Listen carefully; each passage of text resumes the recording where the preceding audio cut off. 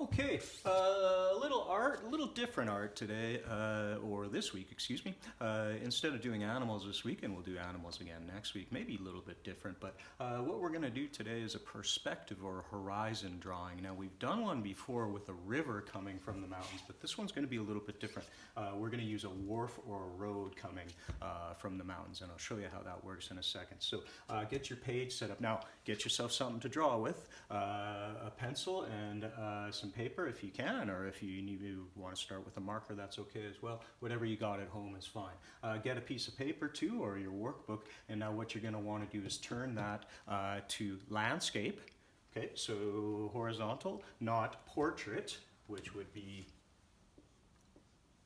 like that.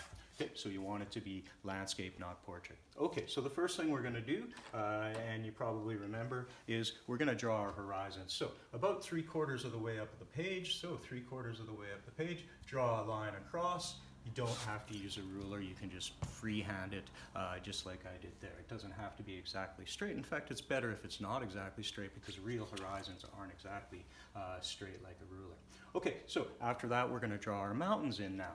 Okay, now remember, mountains, like most people draw their mountains like they're exact triangles, perfectly shaped like that, but that's not what mountains really look like. They're kind of rounded, and we all know that because we've seen the mountains from our beautiful city.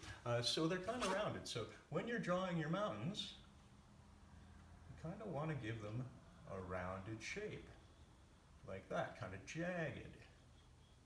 And I'm going to speed mine up a little bit so you don't have to sit there in the video watching me draw mountains all day. Okay, so a little bit quicker, okay, some jagged peaks, but they're not exact triangles.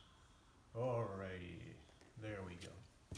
Okay, so draw our mountains, and if you want, you can add a little sun there, or a moon, depending on what time of the day it is in your drawing.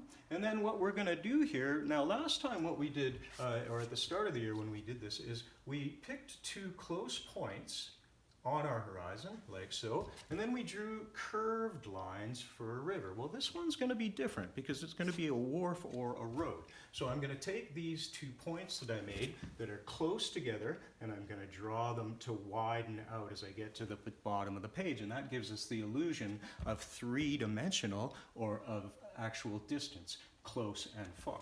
So just freehand again, doesn't have to be exact.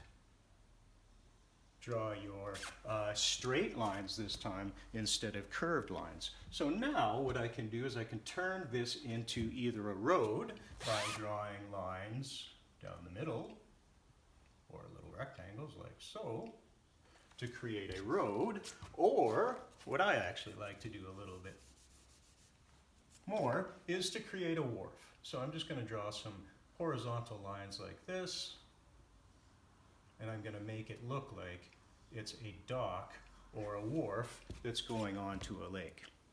Neat. Now, if it's a road, like so, then you can draw trees on the side. And remember, your trees are going to be bigger as they get closer to the bottom of the page, and that's what gives you the illusion of that distance, or that three-dimensional. So the trees, if this is a road, are really smaller at the background than they are when you get to the bottom, or what we call the foreground. So that gives you that illusion, or that representation of distance. Now, different if you're a wharf.